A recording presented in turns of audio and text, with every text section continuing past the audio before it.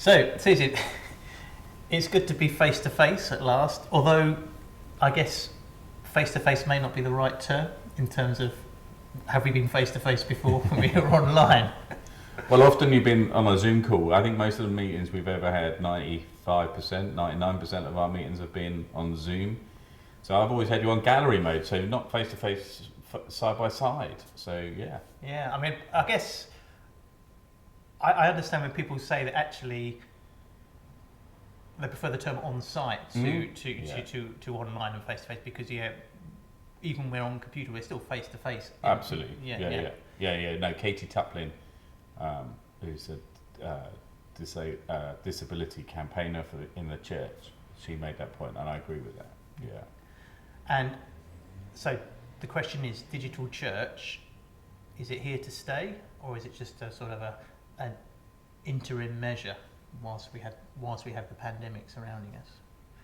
I think for some people it will have just been an interim measure, but I think personally, and in the church I belong to, it's here to stay.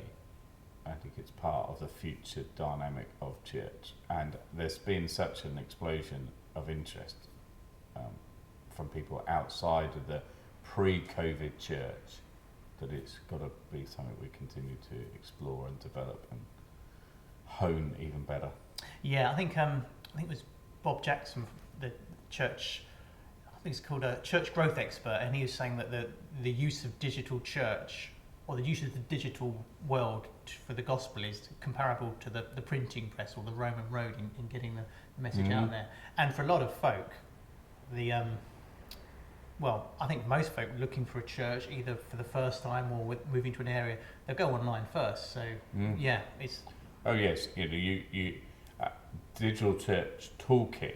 I went on some of their material, and really surprisingly, the website is one of the best things for us to invest in, because like that Google search thing at the beginning, that's how they will find us, and so we need to make the website work well.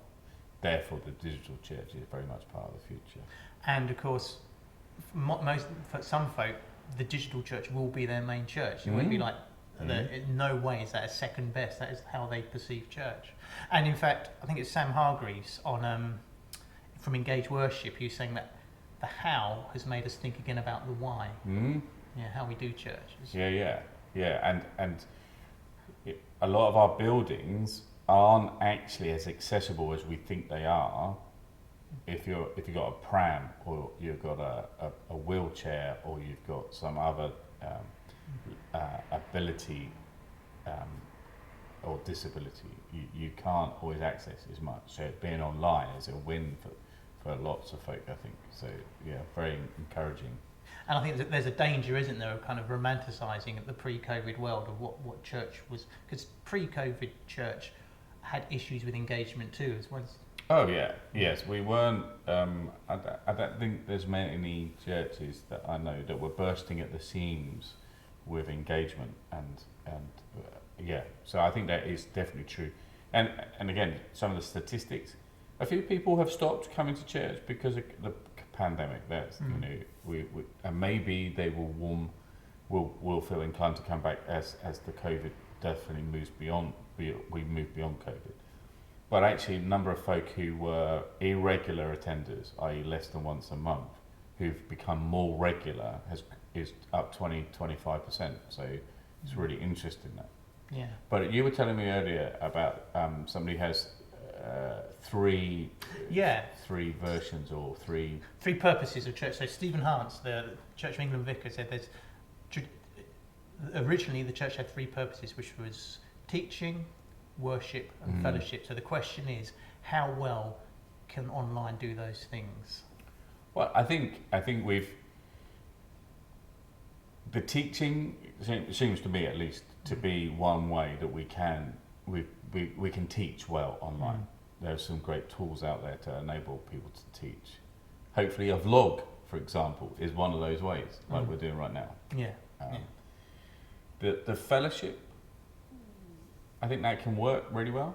I think there's been space for that.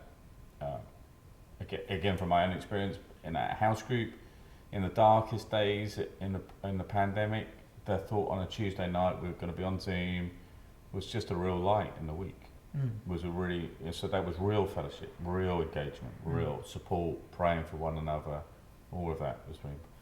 Maybe worship is the one area that has been more tricky in some ways, but actually maybe it's blown the doors open and we've had to discover new ways. Yeah. For me, I have missed the community singing element of worship. You know, even though maybe some people are grateful that they don't have to sit next to me when I'm singing, but you know, there's that bit. What about you, Eddie?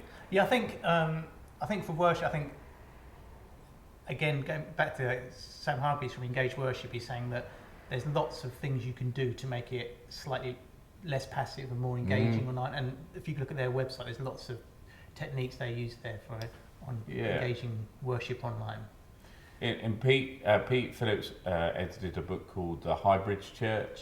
It was a Grove booklet, and they talked about how that I think it was in Crete that they went around into village squares or town squares and were singing and inviting people. So it can be, it doesn't always, like the buildings have been shut, but you can do other things. And I like that creativity that maybe being online has released as well as other forms. And you know, the reality is, you know, we both have a shared interest in football. You know, so how many times have you been to the Amex? See Brighton once. Once. Yeah. Okay, but how many times have you seen Brighton play in the last couple of seasons? For quite a few, maybe once a month. Yeah. So that's been on TV. Yeah. And you feel as engaged in watching that match. Yeah. You'll feel happy when they win or sad if they lose. Yeah.